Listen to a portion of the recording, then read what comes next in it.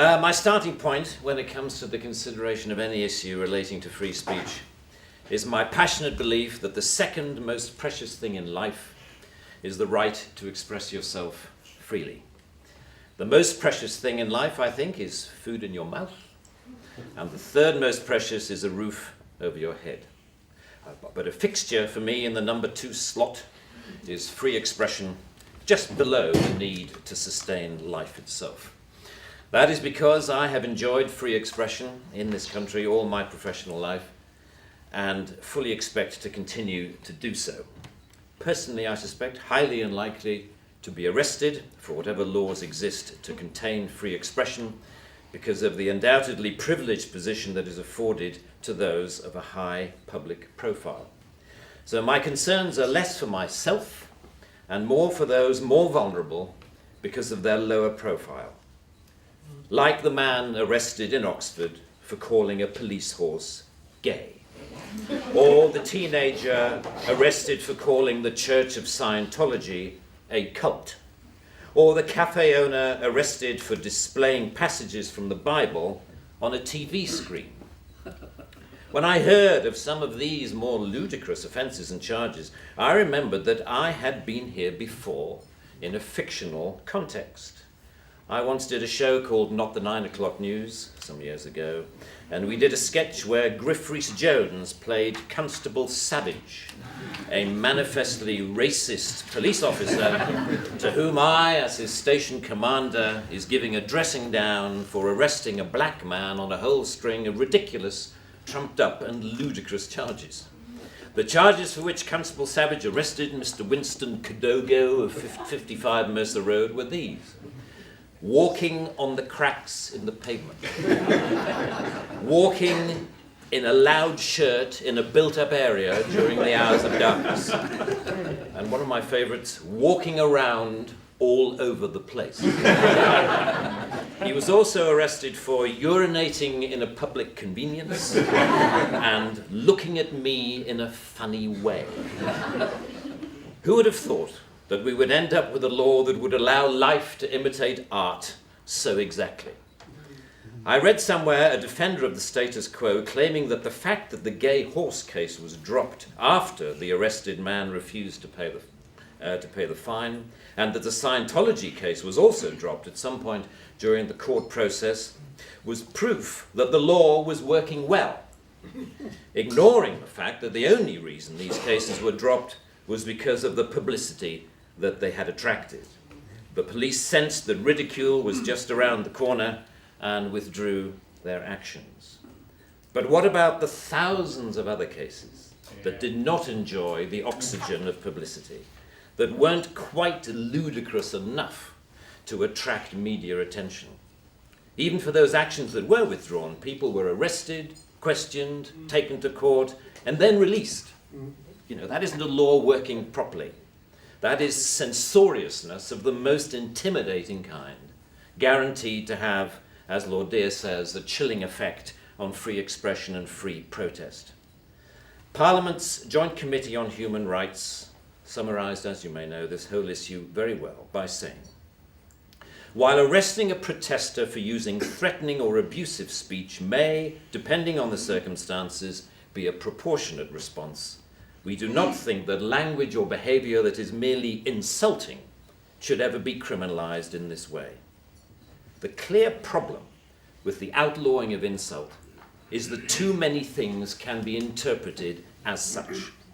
Criticism is easily construed as insult by certain parties. Ridicule easily construed as insult. Sarcasm, unfavourable comparison, merely stating an alternative point of view to the orthodoxy can be interpreted as insult.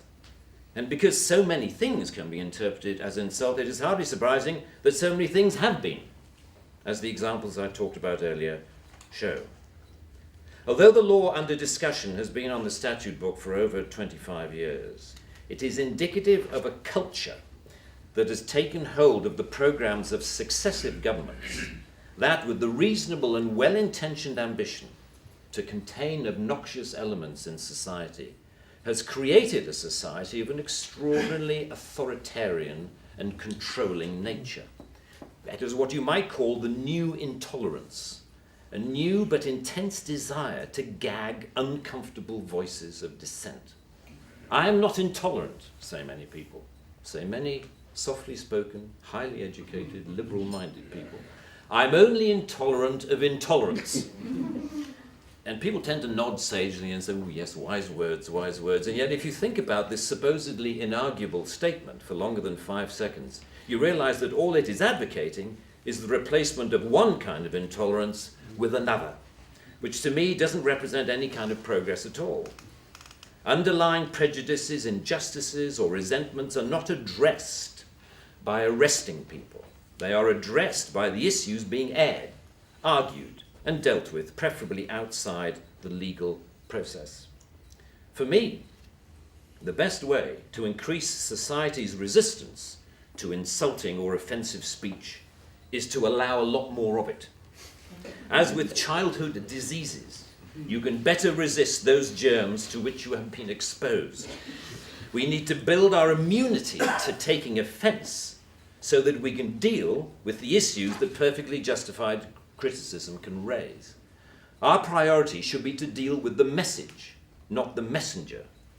As President Obama said in an address to the United Nations only a month or so ago, laudable efforts to restrict speech can become a tool to silence critics or oppress minorities. The strongest weapon against hateful speech is not repression, it is more speech. And that's the essence of my thesis, more speech. If we want a robust society, we need more robust dialogue, and that must include the right to insult or to offend. And even if, as Lord Dear says, the freedom to be inoffensive is no freedom at all. The repeal of this word in this clause will be only a small step, but it will, I hope, be a critical one in what should be a longer-term project to pause and slowly rewind a creeping culture of censoriousness. It is a small skirmish in the battle, in my opinion, to deal with what Sir Salman Rushdie refers to as the outrage industry. Self-appointed arbiters of the public good, encouraging media-stoked outrage to which the police feel under terrible pressure to react. A newspaper rings up Scotland Yard. Someone has said something slightly insulting on Twitter about someone who we think a national treasure. What are you going to do about it? And the police panic and they scrabble around and then grasp the most inappropriate lifeline of all, Section 5 of the Public Order Act, that thing where you can arrest anybody for saying anything that might be construed by anyone else as insulting. They don't seem to need a real victim. They need only to make the judgment that somebody could have been offended if they had heard or read what has been said. The most ludicrous degree of latitude. The storms that surround Twitter and Facebook comment have raised some fascinating issues about free speech, which we haven't really yet come to terms with. Firstly, that we all have to take responsibility for what we say, which is quite a good lesson to learn. But secondly, we've learned how appallingly prickly and intolerant society has become of even the mildest adverse comment.